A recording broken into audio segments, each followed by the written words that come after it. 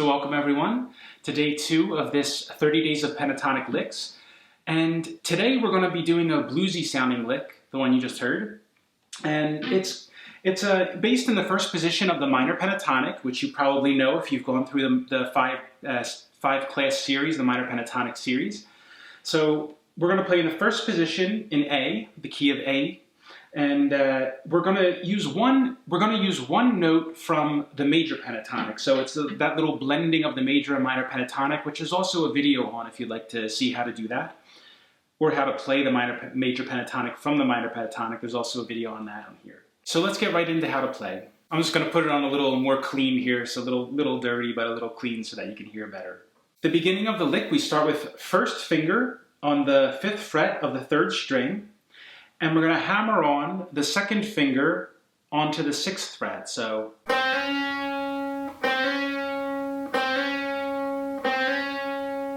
and then you bar your 1st finger on the 5th fret on the 1st and 2nd strings and pick the 2nd and 1st string. So,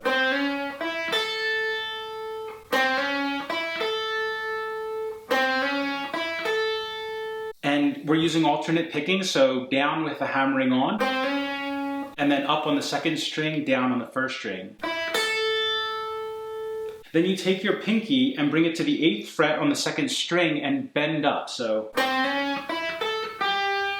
it's a slight bend. It's more of those like we use in blues, right? Those more feeling bends. Like it's not to be specifically right to a certain note. It's like more of a feeling bend. It's more gradual instead of going right up to the note. Okay, so you have to feel it.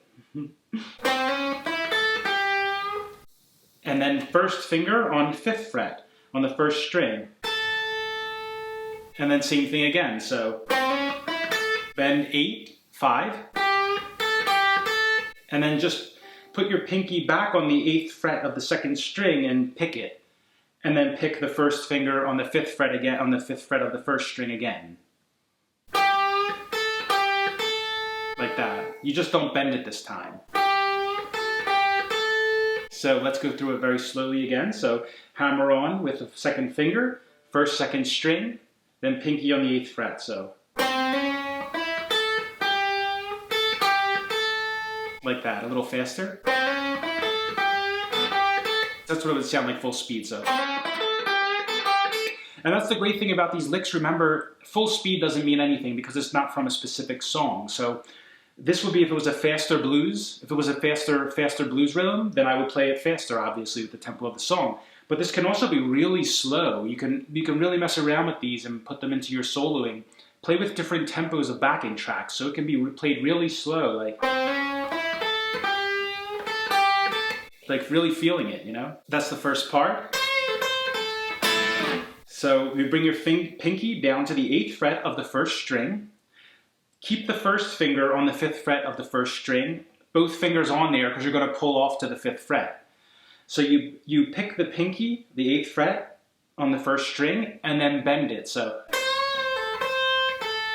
you go.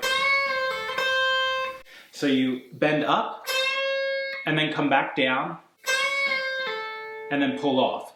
Up, down, pull off. The 1st finger on the 5th fret. And then put back on the pinky, pick it,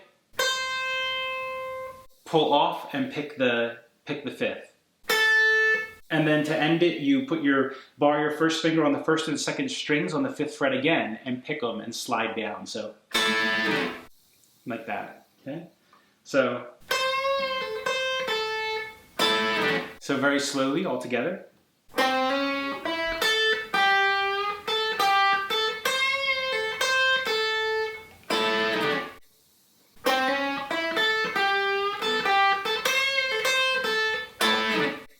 A little faster.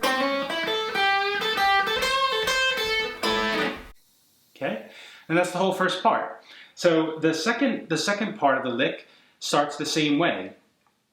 And try to keep in mind these are supposed to be meant for you to be able to integrate your knowledge of the minor pentatonic to be able to jam and solo. So what I really hope for you guys with this is that you're taking these licks, practice them, and then practice your jamming as you're always doing with the minor pentatonic scale patterns. and then let some of this come in. Hopefully some of this will come in. Try to play with these on a backing track. So this will be played on an A minor backing track. But keep in mind you can change it to any key by coming down. It's in the first pattern of the minor pentatonic scale, right? So first pattern in G would be down here. First pattern in F would be down here.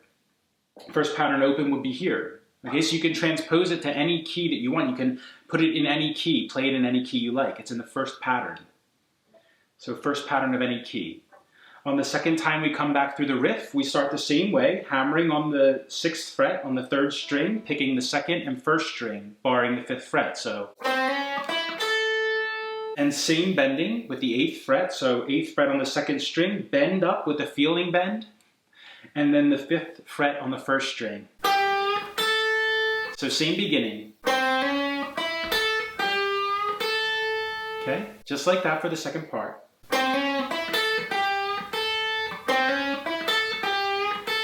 Now it changes. Now it slides up to the second pattern of the minor pentatonic. So you're sliding into the second pattern.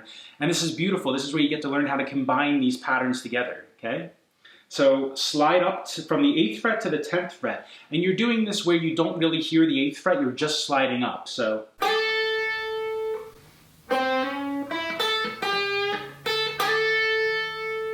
you slide up from the 8th to the 10th fret. Then the 8th fret on the 1st string with the 1st finger, and then you're going to bend on the 10th fret on the 1st string, just like before. So you're going to bend up, bend down, and pull off to the 8th fret.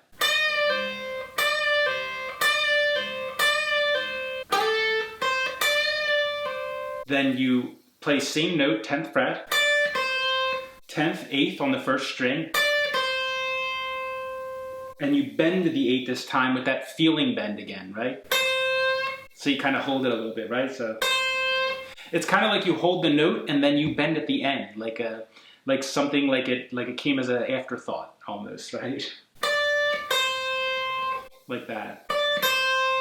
It's like you thought of to do it last minute. It's kind of what it feels like. And then you put that 3rd finger back on the 10th fret of the 2nd string. And that's it. And then the 1st finger on the 8th fret of the 1st string.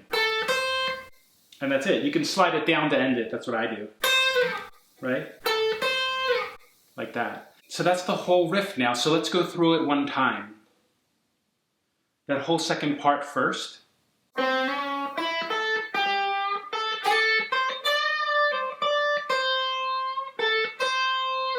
So a little faster now.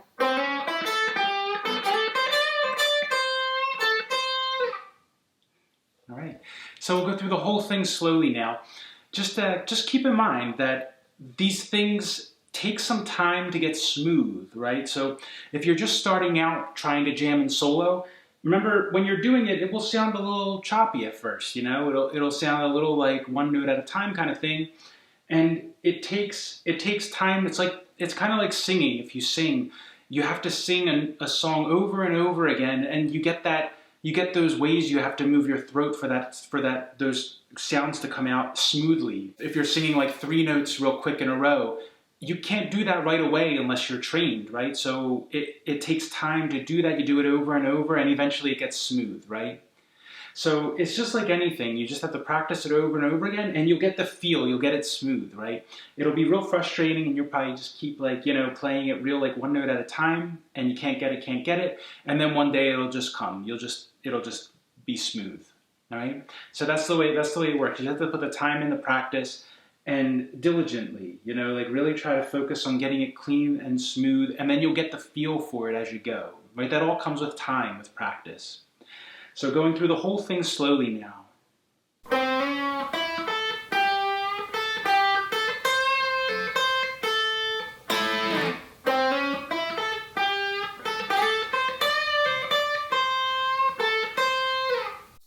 Like that.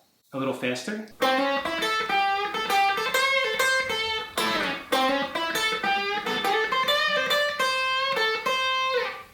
All right. So it's like that. I'll play it with a little distortion now, just to show you how. So I would just come off from this. It's just meant to be a part in the solo. So for example, if you're playing you're listening to your backing track and you're jamming, so.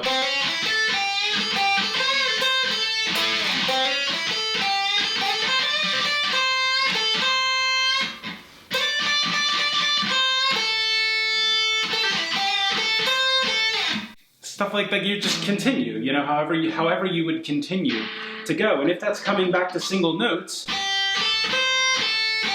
that's fine. Then you do that. That's how it starts, you know. Like you start soloing with the single notes, you know.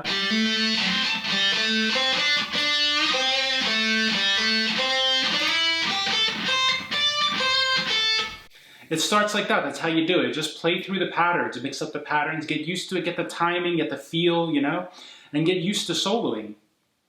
Just picking the notes. Then add in a few of the techniques like bends, slides. Try to start adding those in. Try to work some of these licks in that I'm giving you now, and try to add them in. And then you'll get a little bit more fluidity between patterns, using some techniques and bends, slides, all these things, hammer-ons, pull-offs. And gradually, as you learn songs, you learn other solos, you'll get more licks and you'll get more ideas. And then eventually it'll just be very, very natural. It's just the way it happens, you know? And it's an endless learning process, so don't feel like you have to get somewhere. There's nowhere to get to. Like, I learn every single day. Every time I make you a video, I learn something, really, to be honest. You know, when I'm looking up, researching, when I'm practicing, figuring stuff out, I learn something. So always learning, always growing. It's just that beginning part. It's like when you're learning to read, right? It's really tedious, and it's a lot when you're trying to put like the letters together into words, and then words into sentences, and trying to figure it out. A lot of words you don't know, you have to look them up, right? Exactly the same thing. It's real slow in the beginning, and then there's like that's like that real slow part, and then all of a sudden it shoots up, and you learn real fast, right? Once you get fluent and you can jam a little bit, you can move around the board, you know what you're doing a little bit. Everything gets a lot easier. So it's like the more information you have, the more you know, the more your body knows, your hands know, the easier it gets to learn and integrate new things, right? So be patient with yourself. It's just the beginning that's the most difficult part. Once you break that curve, then it gets a lot easier and much more enjoyable to do everything, right? But of course there's still frustration. Of course there's still stuff. Like there's solos that I still, when I want to learn a solo, if it's a really fast solo, really tough solo that I haven't played before, of course it takes me a long time, right? Like I have to sit down and play it like 1,000 times, you know, before I get it like really smooth and perfect, you know? So just be patient with yourself, have fun, try to mix your practice time between tedious stuff and stuff you enjoy. If you have any questions about this lick or any licks that we've done so far for these 30 days, let me know. And if there's anything you want to see on the channel, let me know, all right? Until next time, take care.